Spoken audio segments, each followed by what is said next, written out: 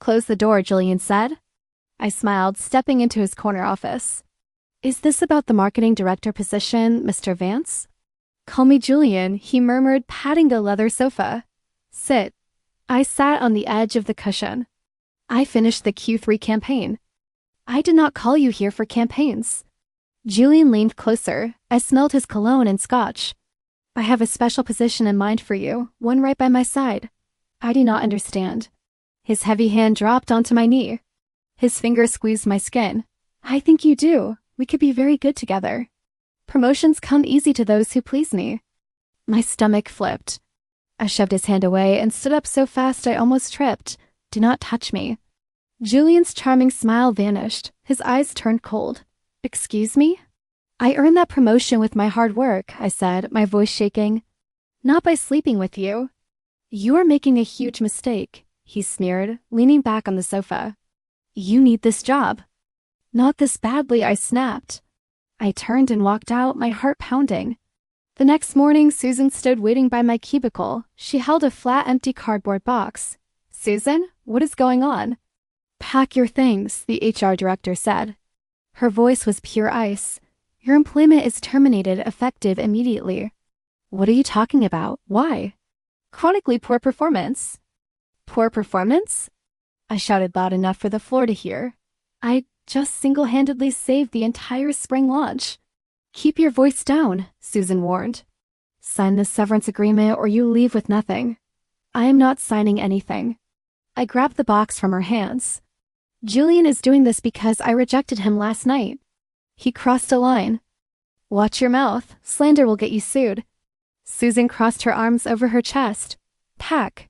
I threw my coffee mug into the box, then I froze. Maya, my best friend, walked past me. She did not even look my way. She sat down in my chair and logged into my computer. Maya? I gasped in shock. What are you doing? I am just doing my job, Maya muttered, staring blankly at the bright screen. They gave you my job? I have rent to pay, she whispered, her face pale. Just go. Please do not make a scene. You knew about this? Maya finally looked at me. Her eyes were full of guilt. Julian said you were leaving. He offered me the spot. I took it. And you believed him, I said bitterly.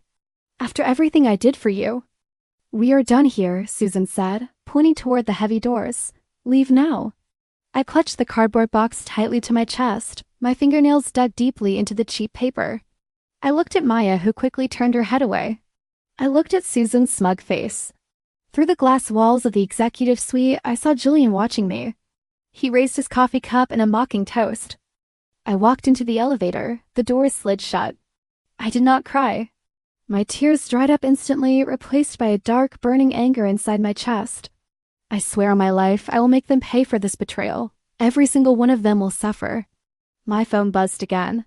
Evelyn's name flashed on the cracked screen. I hit ignore, pulling the blanket over my head. Pick up, you stubborn idiot. A voicemail notification popped up seconds later. I am your lawyer and your friend. Let me help you sue him. I deleted it. Suing Julian meant dragging my name through the mud. My bank app showed a terrifyingly low balance. 5 years of late nights, skipped meals, and absolute loyalty all erased because I said no. A sharp knock at my apartment door made me jump. Go away, Evelyn, I yelled. It is not Evelyn, a quiet voice replied. It is Ben. I scrambled out of bed and opened the door. Ben stood there looking nervous, holding a thick folder. He was the only junior designer who ever respected my vision. What are you doing here, Ben? If Julian finds out... I do not care about Julian, he interrupted, pushing past me into the living room. You need to see this. He tossed the folder onto my coffee table. I opened it, my breath hitched. This is my Q3 campaign, I whispered. It is Julian's campaign now, Ben said bitterly. He presented it to the board this morning. He claimed he worked on it all weekend. He does not even know how to use the design software. I know, Maya is formatting all your raw files for him.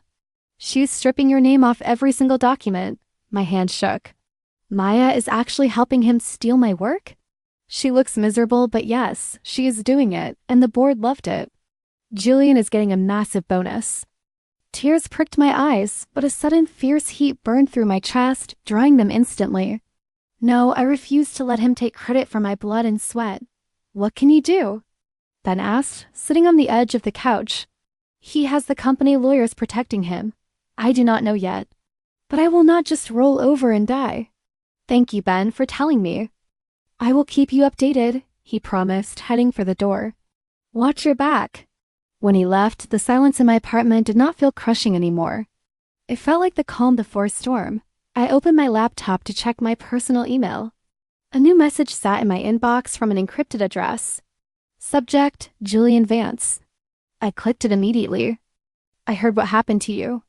Julian is a fool to throw away his best asset. I want to crush him just as much as you do. Meet me tomorrow at 8, from Marcus Thorne. I stared at the screen. Marcus Thorne was the CEO of Apex, our biggest rival. He was ruthless, calculating, and exactly the kind of dangerous ally I needed right now. I walked into my bathroom and looked in the mirror. My eyes were red, my hair a mess. No more crying, I told my reflection.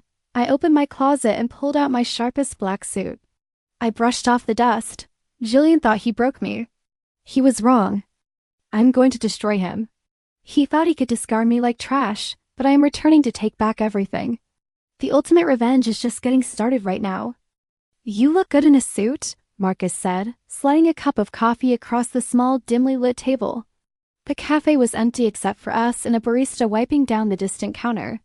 I am not here for compliments, Marcus, I replied, sitting down. Why did you email me? Julian Vance fired his best weapon. I want to hire you. To do what? Steal his biggest clients? Exactly. You know his accounts, you know his weaknesses. Bring that insider knowledge to my firm. You will double your old salary on the first day. I will not be your corporate spy, I said coldly. I am not a pawn. You are broke, Marcus laughed softly. I pay very well. Keep your money. I want Julian destroyed, but I will do it my way. I grabbed my purse and stood up. A rare thing to see someone refuse Marcus Thorne's money, a deep, calm voice said. I turned around. An older gentleman in a tailored gray suit sat at the next table. Marcus frowned. Excuse me? Who are you? I was talking to the young lady, the man said. He gestured to the empty chair across from him. Please sit. Who are you? I asked, staying on my feet. Arthur Sterling, and I know exactly who Julian Vance is. Marcus scoffed. You are making a huge mistake, he said to me. He grabbed his briefcase. When Julian completely ruins that agency, do not come crying to me. My offer expires tonight. Marcus walked out of the coffee shop. I slowly sat down across from Arthur. You know Julian? I asked. I own the parent company that funds his firm, Mr. Sterling said quietly. I am a silent investor, but I'm not blind. Then you know he is running it into the ground. His spending is reckless. His morals are even worse. I heard what he did to you. He stole my Q3 campaign, I said, my voice rising with anger. He fired me because I refused his disgusting advances. He is a complete fraud. Business ethics used to mean something, Mr. Sterling sighed, stirring his tea. Now it is just pure greed. But you have fire in your eyes. I like that. Fire does not pay my rent. No, but it can burn down an empire, he smiled slightly. I have a proposal for you. I am listening. Julian is hiding something big. I can feel it. But as a silent partner, I cannot audit him without a valid cause. So you want me to find the cause? Yes, prove his fraud and incompetence. Get me hard evidence within 2 months. Show me everything he is hiding. And what do I get in return? Mr. Sterling leaned forward, resting his hands on the table. If you expose his crimes, I will transfer my majority shares directly to you. You will take over the entire company forever. I stared at him, my heart hammering wildly against my ribs. You are giving me his throne? I am giving you the tools, he corrected smoothly. You have to dethrone him yourself. Prove you deserve it. Do we have a deal? Yes, I said, shaking his extended hand firmly. We have a final deal, Mr. Sterling. I will not let you down. Watch me. Are you absolutely sure about this? Evelyn asked, tapping her pen against the thick stack of papers on her desk. I have never been more sure of anything, I replied, grabbing the pen from her fingers. Where do I sign? Right here at the bottom. She pointed to the dotted line on the thick paper. I drafted this entire contract to be completely ironclad for you. Mr. Sterling cannot back out once you deliver the proof. And as of this exact moment, I'm your official legal counsel in this fight. Thank you, Evelyn. I cannot pay your retainer yet. You will pay me when you are the CEO, she smiled fiercely. Now, how do we catch Julian? I need eyes on the inside, I said, pulling out my phone. Someone he ignores. I called Ben as soon as I left Evelyn's office. We agreed to meet at a quiet rundown diner located just 2 blocks away from the main agency building. You look terrible, I told him, sliding into the booth. Julian is an absolute nightmare, Ben groaned loudly, rubbing his tired eyes. He is spending company money on lavish lunches every single day while the rest of us drown. I need you to help me drown him. I leaned closely across the sticky table. I need you to be my spy. Ben blinked in surprise. A spy? You are serious? Completely serious. I'm going to take the company from him. I need proof of his fraud and incompetence. Will you help me? Yes, Ben said instantly, a relieved grin breaking out on his face. Tell me what to do. Watch his every move. Forward me his schedules. But mostly, tell me what is happening with my Q3 campaign. It is a total disaster, Ben chuckled darkly. Maya has no idea what she is doing. 2 days later, my phone pinged with a new audio file from Ben. I sat on my couch and pressed play. What do you mean the conversion rates are down?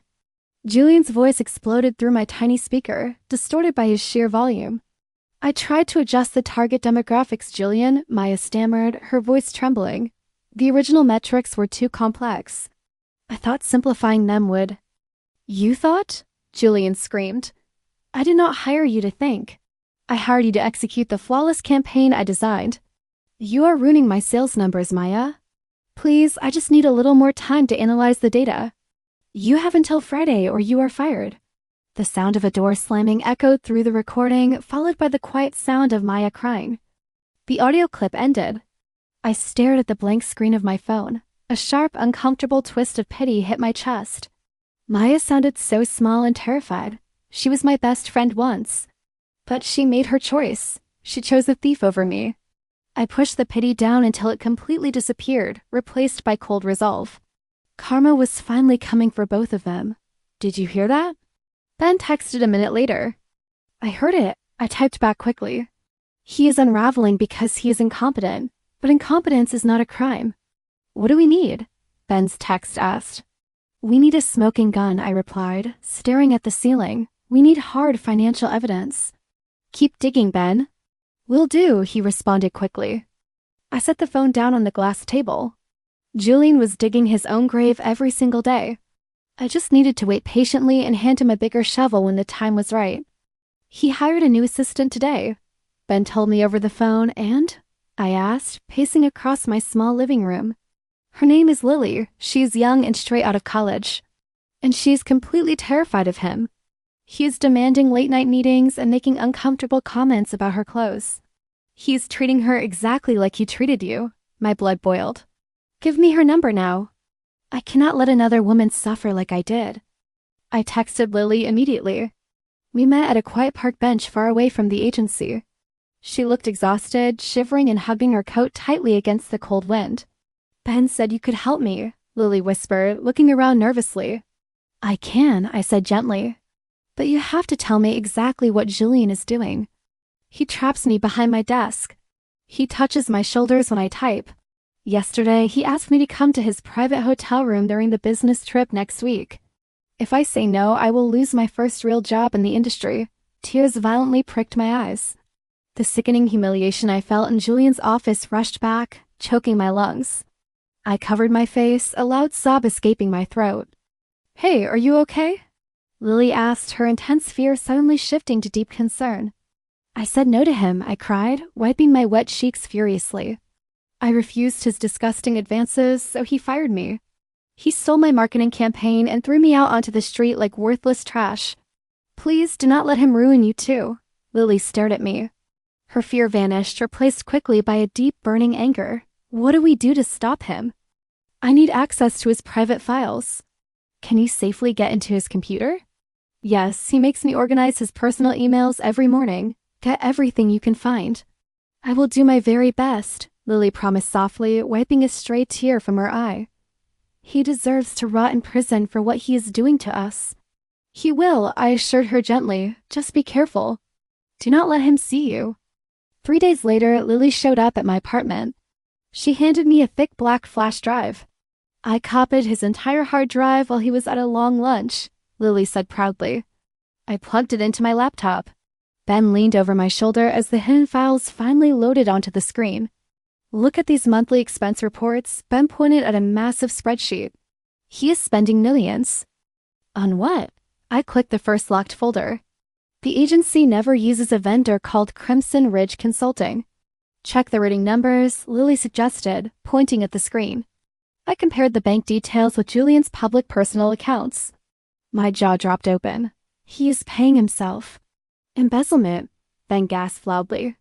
He created dozens of fake vendor accounts to funnel company money directly into his private offshore bank, I said, clicking through identical invoices. This is how he affords the expensive sports cars and the luxury penthouse he is stealing. Is this enough proof to actually stop him? Lily asked, her hands shaking slightly. It is more than enough, I smiled coldly, pulling the flash drive out of the port. He is stealing directly from the silent investors. This is a massive federal crime. So, what is the next step? Ben asked me. We drop the hammer, I replied, squeezing the drive tightly. The trap is officially set. Julian Vance is finally going down. I'm going to watch him fall completely apart. Are you sure this is his direct email? I asked Ben over the phone. Positive. Richard Vance checks it himself, Ben replied. Send the files. I clicked send. The anonymous email, filled with Lily's stolen financial records, flew straight into the inbox of Julian's father. Richard only cared about profits. This would destroy him. The next morning, my phone rang before I even got out of bed. It was Lily. The auditors are here, Lily whispered rapidly. Richard Vance showed up with a team of accountants at 8 sharp. They locked down the servers. Where is Julian? He is completely losing his mind, Lily said, her voice shaking with excitement. He is trapped in his office. I heard him screaming at Susan. What did he say? He ordered her to alter the payroll and HR records to hide the fake vendors. He told her he would fire her if she did not fix it. And what did Susan do? I smiled, imagining the cold HR director sweating. She refused. She told him she is not going to federal prison for his mistakes. She literally ran out of his office. Keep your head down, Lily. Do not let anyone see you smiling. I will, she promised. It is total chaos here. 10 minutes later, my screen lit up with an unknown number. I answered it slowly. Hello? Please, you have to help me. Maya sobbed loudly into the receiver. I froze. Maya? Julian is throwing me under the bus, she cried, her breathing erratic. The auditors are questioning my campaign budgets. He told them I authorized the fraudulent spending. I did not do it. You know, I do not have that kind of clearance. Why are you calling me? I asked, my voice flat and completely devoid of warmth. Because you know the original budget. You can prove he altered the numbers after you left. Please tell them. You took my job, Maya. You watched me pack my box. I had no choice. He forced me to take it. He said he would fire me too if I refused. Everyone has a choice, I replied coldly. You chose your paycheck over our 5 years of friendship. You chose to strip my name off my own work. I am so sorry. Please, I am going to be arrested. Choices have consequences, Maya. You should have thought about that before you stole my chair. I hung up the phone and blocked her number immediately. The silence in my apartment felt incredibly sweet. I looked out at the busy city streets down below. I did not feel sorry for Maya. I did not feel bad for Susan. And I certainly did not feel an ounce of pity for Julian. My phone buzzed again with a text from Ben. Richard just suspended Julian pending the investigation results. I laughed out loud. It was a dark, hollow sound, but it felt amazing. Just a few weeks ago, I was crying on this exact floor, feeling completely helpless and broken. They treated me like a disposable object. They thought I would quietly disappear into the background. They were completely wrong. I am no longer the helpless, terrified girl who was fired in the middle of the night. I am the one pulling the strings now. I am the puppet master, and I'm going to burn their entire stage to the ground. I typed a quick message to Mr. Sterling. The audit has started. Get your suit ready. I am always ready, he replied instantly. The ultimate victory was so incredibly close I could practically taste it.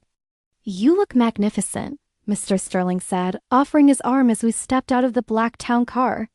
"Thank you for the dress," I replied, smoothing the red silk. "It feels like armor." "Tonight, it is," he smiled. "Are you ready to see your handiwork?" "I planned every detail before they fired me," I said, looking at the entrance. "I am ready to enjoy it." "Remember the plan," he whispered. "Smile, be seen, and let them talk." "I will," I nodded. "I will make sure everyone notices." We walked into the sprawling ballroom. The string quartet played over the hum of 100 wealthy guests. Heads turned immediately. The loud conversations stopped dead. I saw Julian standing near the ice sculpture.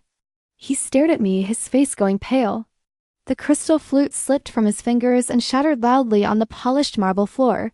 "What is she doing here?" Julian hissed to a nearby waiter, but I walked right past him.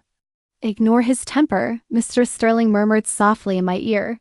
"I am," I smiled brightly, waving at a familiar client across the room. I caught Maya's eye near the massive buffet table.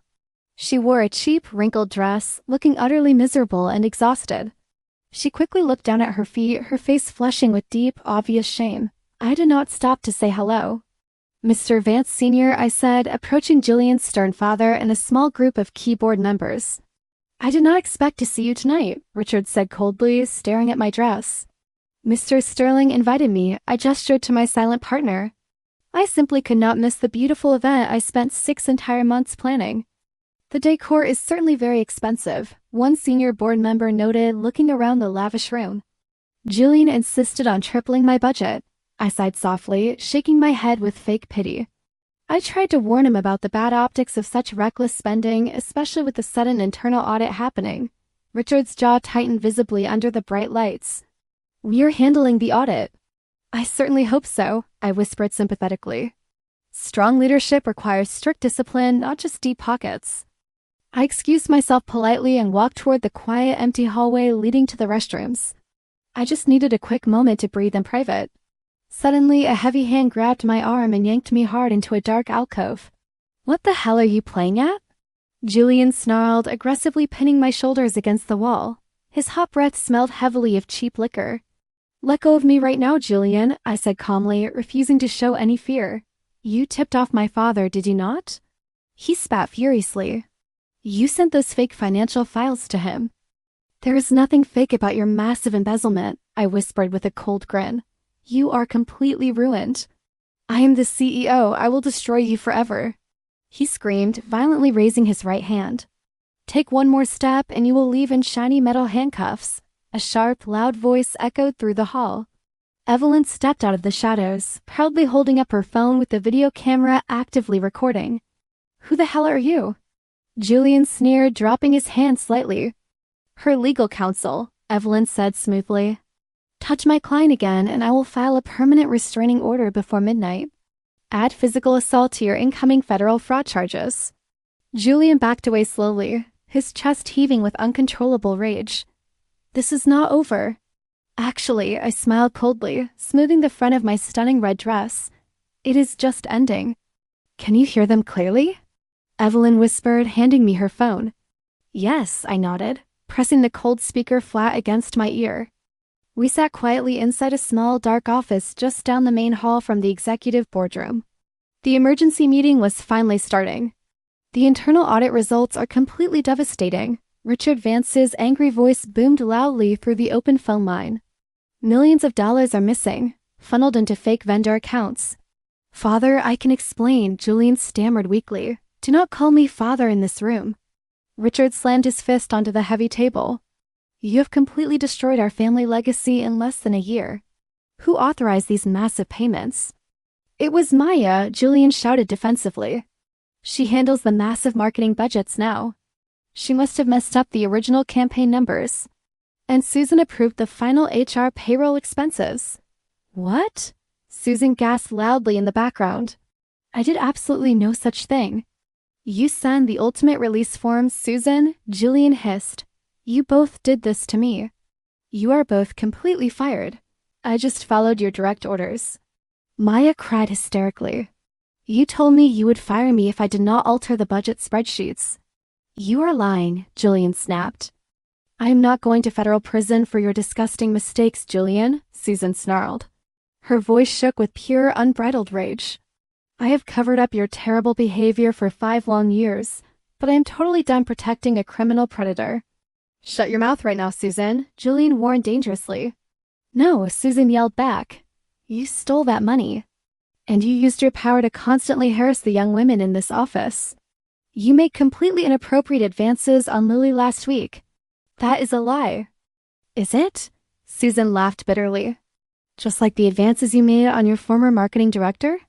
You fired her because she rejected you in your private office. I wrote the termination papers myself. Dead silence filled the massive boardroom. Is this true, Julian? Richard asked, his voice dropping to a terrifying, deadly whisper. They are all plotting against me, Julian screamed frantically. I am the CEO of this company. I'm completely untouchable.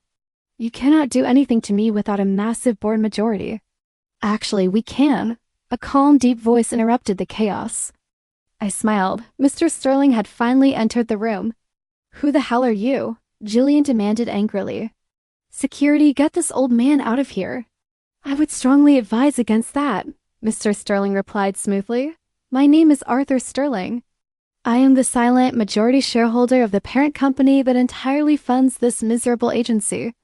I own 60% of the voting rights. And I'm officially restructuring this entire business today. You cannot just walk in here and take my company. Julian panicked. It was never your company, Mr. Sterling corrected him sharply. You were simply a temporary steward and you failed miserably. I am stripping you of your title, your salary, and all your executive privileges immediately. You cannot replace me, Julian sneered desperately. You do not know the first thing about running this agency. You are absolutely right, Mr. Sterling agreed calmly. Which is exactly why I'm handing the reins over to someone who does. Someone you foolishly underestimated.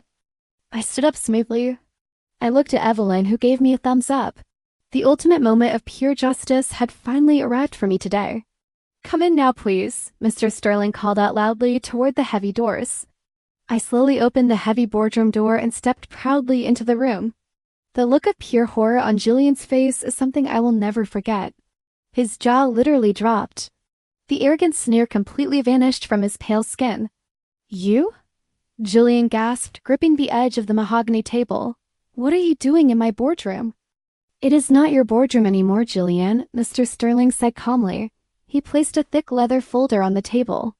Per our strict legal agreement, I have officially transferred my 60% voting rights and total ownership stake directly to her. She is now the majority owner and the acting CEO of this entire agency. The large room fell completely, dead silent.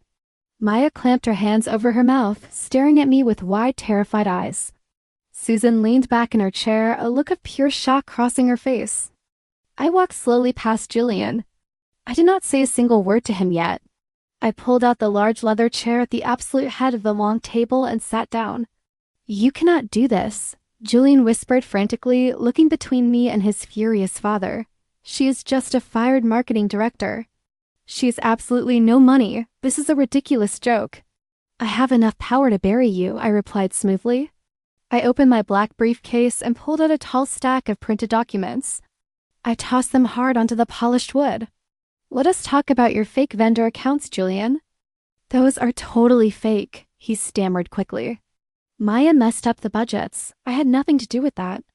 These are direct wire transfers from the agency accounts to your private offshore bank, I said, pointing at the highlighted numbers. Lily successfully downloaded your entire hard drive yesterday.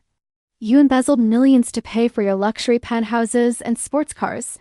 It is all right here. Dad, please, she is lying, Julian begged, turning toward Richard Vance. Tell them she is lying. Richard slowly stood up from his chair. He turned his back entirely to his son, staring blankly out the large window in absolute disgust. Do not ever speak to me again, Julian. We are not finished yet, I continued coldly, pulling out another thin folder. I also have signed sworn testimonies from Susan and Lily detailing your chronic sexual harassment. You demanded late-night hotel meetings. You made inappropriate physical advances. You did the exact same thing to me before you fired me.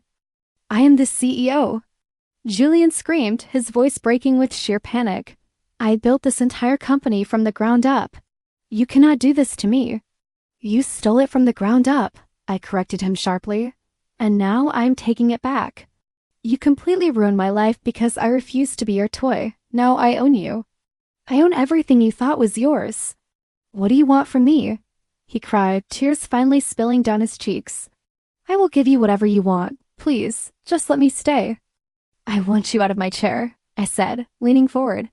You are officially fired, Julian, effective immediately. You cannot fire me, he sobbed weakly. I am begging you. I just did, I smiled, feeling the dark, satisfying warmth spread through my chest. And I'm not just taking your job. Evelyn is filing a massive civil lawsuit against you tomorrow morning. I am personally suing you for every single penny you stole from this firm. He gasped. Everything? Everything, I confirmed coldly. You will leave this building with absolutely nothing but the clothes on your back. Security is already waiting for you.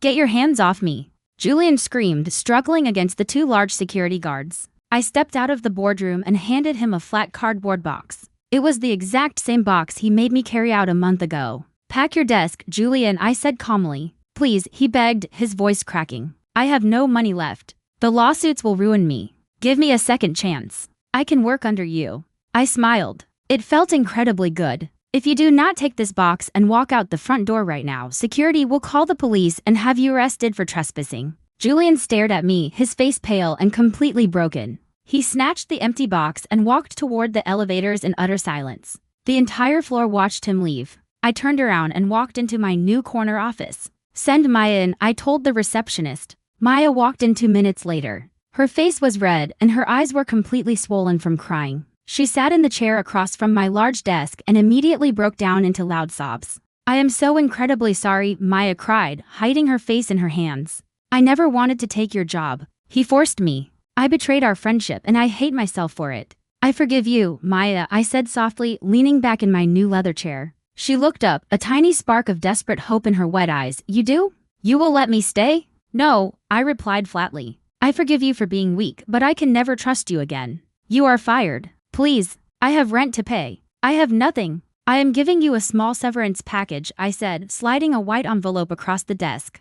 It is more than you gave me when I was thrown out. Take it out of pity and leave my building. Maya took the envelope with shaking hands and ran out the door, sobbing loudly. Next, I called Susan into the office. The older woman stood stiffly by the door, refusing to sit down. I know you helped us today, Susan, I said, folding my hands together. But you covered up his abuse for 5 long years. You handed me my termination papers without blinking. I was protecting my pension, Susan muttered defensively. You are taking early retirement, I ordered coldly. Effective today. If you fight me on this, I will have Evelyn involve you directly in the federal embezzlement investigation. Susan swallowed hard, nodded once, and walked out without another word. I picked up my desk phone and dialed the art department. Ben, come up to the top floor. Ben arrived quickly, looking around my massive office with wide eyes. Lily walked in right behind him, carrying a stack of files. What is going on? Ben asked nervously. I need a new art director, I smiled warmly at him. The job is yours. Double your current salary.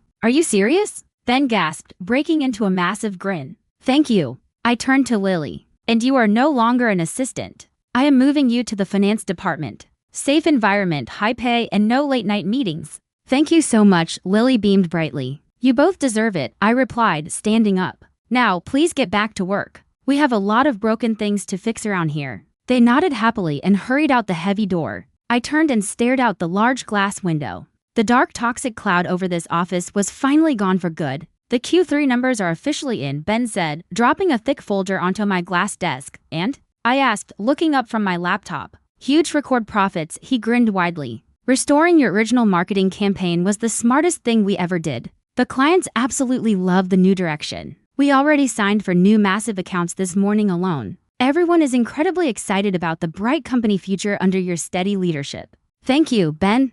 And how are the new employee guidelines being received? Everyone is incredibly relieved, he replied, sitting down. Your strict new office policies completely changed the daily culture. People actually feel safe coming to work now. That is exactly what I wanted to hear. Keep up the great work. My desk phone rang as Ben walked out. I answered it quickly. Congratulations on the massive success, Marcus Thorne said. His deep voice echoed through the speaker. Marcus. I am surprised you are calling me. I had to admit defeat, the rival CEO laughed softly. I tried to buy you as a pawn, but you took over the entire board instead. You played the corporate game much better than I ever could. I did not play a game, Marcus. I just took out the trash. Well, the entire industry is talking about it. Good luck running the empire. I hung up the phone just as my cell phone buzzed. It was Evelyn. Did you see the local news this morning? She asked excitedly. I have been in meetings all day. What happened? They ran a massive front-page story on the embezzlement scandal. He is completely blacklisted from the entire financial sector. No one will ever hire him again.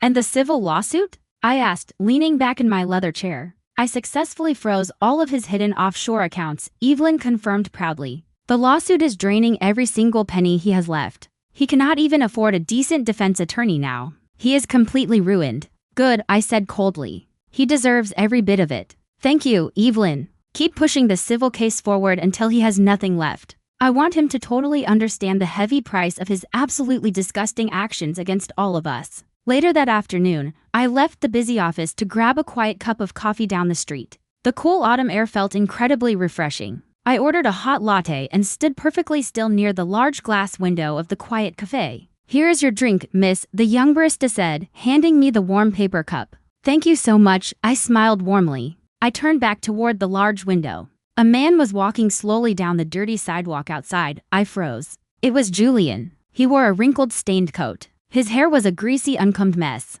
He looked incredibly disheveled and completely defeated. A pathetic ghost of his former arrogant self. His shoulders slumped heavily under the weight of his absolute ruin. He stopped walking and slowly turned his head toward the bright cafe. We locked eyes through the thick glass pane. He stared at me. I stood tall, wearing my expensive tailored suit, holding my warm coffee. He looked at my calm, steady face. His pale cheeks suddenly flushed with deep, undeniable shame. He quickly broke eye contact, put his head down, and shuffled away into the crowded street until he completely disappeared from my sight. I took a slow, deep sip of my hot coffee. I watched the busy city move around me. I felt absolutely nothing but pure unshakable peace and joy. Do you have a moment? A warm, familiar voice asked from the open doorway. I turned away from the large glass windows of my quiet corner office. I smiled.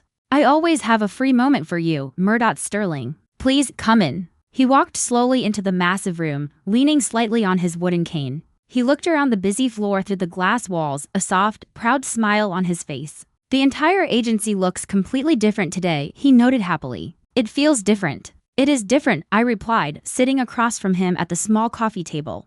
The dark, toxic environment is finally gone forever. The profits are up. People actually want to be here now. And you? He asked, looking directly into my tired eyes. How do you really feel? I feel incredibly peaceful, I admitted honestly. The deep pain of the awful betrayal is completely gone. My desperate thirst for revenge disappeared the absolute moment Julian walked out that door for the last time. You survived the absolute worst they could possibly throw at you, mister. Sterling nodded slowly. You came out on top. You completely proved me right. I still cannot believe you fully trusted me, I said very softly. You literally handed a massive and wealthy empire to a fired, broke marketing director. I want to sincerely thank you for believing in me when absolutely no one else did. I did not give you a single thing you did not earn, he corrected me sharply but kindly. You fought incredibly hard for this. You dragged the ugly truth into the bright light. I just gave you the stage. Are you really leaving us behind today? Yes. My private jet is waiting at the airport right now, he chuckled softly. My beautiful private island is loudly calling my name.